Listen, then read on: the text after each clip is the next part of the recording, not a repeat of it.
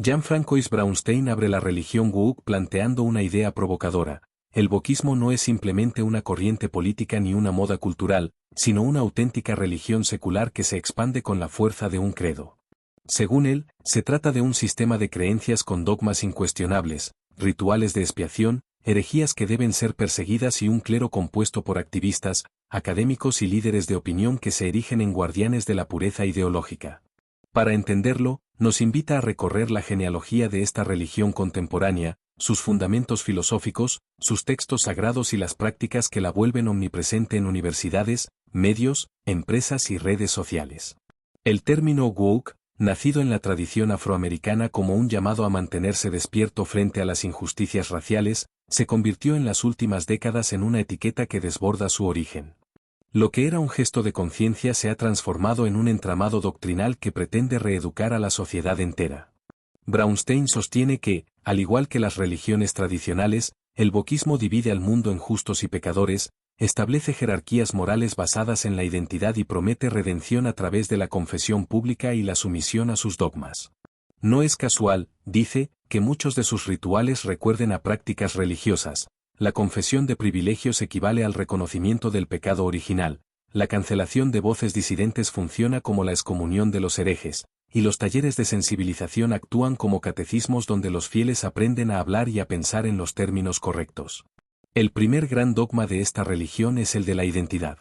Mientras las luchas históricas de la izquierda se fundaban en un universalismo que buscaba la igualdad de todos los seres humanos, el wokismo invierte el horizonte. La pertenencia a una raza, un género o una orientación sexual se convierte en el núcleo de la identidad y en la medida de la legitimidad política. En ese marco, la víctima ocupa un lugar sagrado. Ser víctima confiere autoridad, y las jerarquías morales se establecen según una pirámide de sufrimientos. Esto conduce a lo que Braunstein llama la competición de agravios, una especie de liturgia en la que cada grupo busca demostrar que ha padecido más que los demás para reclamar mayor reconocimiento. Lo que debería ser un punto de partida para la solidaridad termina convertido en una trampa tribal que impide la construcción de un espacio común. El segundo dogma es el del lenguaje. Para el wokismo, las palabras no son simples instrumentos de comunicación, sino armas cargadas de violencia simbólica. De allí la obsesión por controlar el vocabulario, prohibir términos considerados ofensivos, imponer nuevos pronombres y reescribir obras del pasado para adecuarlas a los estándares morales del presente. Braunstein observa que este control recuerda al de las religiones que pretendían preservar la pureza de la fe. Igual que en las inquisiciones de antaño, las palabras se convierten en pruebas de ortodoxia, y un desliz lingüístico basta para condenar a alguien al ostracismo. Así, el lenguaje deja de ser un terreno de libertad y se transforma en un campo minado donde la autocensura florece por miedo a la sanción. Otro eje central es la cancelación, que funciona como el mecanismo disciplinario por excelencia. El wokismo no debate ni persuade, sino que señala, acusa y expulsa. Profesores, escritores, periodistas y artistas han visto arruinadas sus carreras por una frase mal interpretada o por haber sostenido opiniones consideradas heréticas. Braunstein señala que este fenómeno se apoya en la lógica de las redes sociales, que amplifican la indignación y convierten cada error en un escándalo mundial. Pero lo que está en juego no es solo la reputación individual. El efecto disciplinador de estas cancelaciones es profundo, pues enseña a todos los demás lo que no deben decir ni pensar si quieren conservar su lugar en la comunidad. La cancelación, entonces, no es un accidente, sino un ritual de purificación colectiva. Braunstein dedica también un análisis al origen intelectual del wokismo. Aunque se presenta como un movimiento espontáneo y juvenil, sus raíces se encuentran en corrientes filosóficas desarrolladas en las universidades occidentales, especialmente en Estados Unidos y en Francia. Pensadores como Michel Foucault, Jacques Derrida o Judith Butler alimentaron una visión del mundo en la que las categorías tradicionales de verdad y universalidad eran puestas bajo sospecha. En esa genealogía, la noción de que todo es construcción social, de que el poder se infiltra en cada discurso y de que las identidades son performativas, se convierte en el terreno fértil donde florece la religión woke.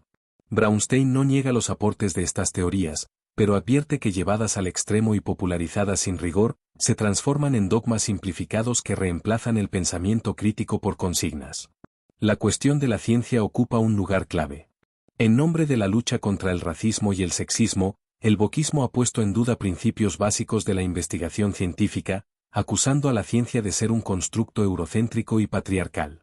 Esto se expresa en campañas para relativizar la biología, negar la diferencia sexual como dato objetivo o reinterpretar la historia de la ciencia como una conspiración de hombres blancos. Braunstein ve en esto un ataque a la posibilidad misma de verdad universal, un regreso a formas de oscurantismo disfrazadas de progresismo. De hecho, señala que en su afán por denunciar la ciencia como poder, los woke reproducen la lógica de ciertas sectas religiosas que rechazaban la razón en nombre de la fe. En el terreno de la moral, la religión woke establece un rígido maniqueísmo. No hay lugar para matices ni para la duda, las personas son clasificadas como opresores o víctimas, privilegiados o marginados. Esa lógica binaria impide reconocer la complejidad de las situaciones sociales y promueve una cultura del resentimiento. Braunstein recuerda que en la tradición ilustrada la justicia se concebía como la aplicación de principios universales, no como la simple inversión de jerarquías. Al transformar la justicia en un reparto de culpas según la identidad, el wokismo deja de lado el horizonte de emancipación común y se instala en un círculo vicioso de acusaciones. El autor va más allá y compara explícitamente el wokismo con religiones conocidas. Encuentra analogías con el cristianismo en la noción de pecado original que se traduce en el privilegio blanco, en la confesión pública de faltas y en la búsqueda de redención mediante la penitencia.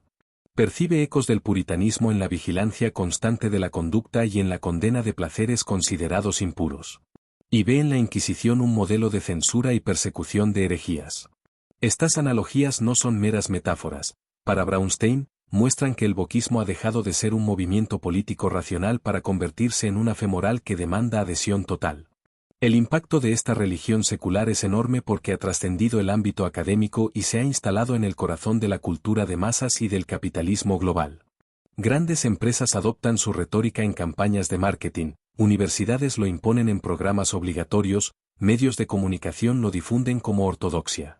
Braunstein observa con ironía que, igual que otras religiones que supieron adaptarse al poder, el wokismo convive sin problemas con las lógicas del mercado. Lo que en apariencia es contestatario se convierte en un producto vendible, una marca de pureza que se exhibe para evitar sanciones y ganar prestigio. Hacia el final del libro, Braunstein se pregunta cómo resistir esta deriva. Su crítica no busca negar la existencia del racismo, del sexismo o de la homofobia, ni mucho menos volver al statu quo anterior. Lo que denuncia es que el wokismo, al presentarse como solución, termina agravando los problemas al fragmentar la sociedad, clausurar el debate y minar la confianza en valores universales como la ciencia, la razón y la libertad de expresión.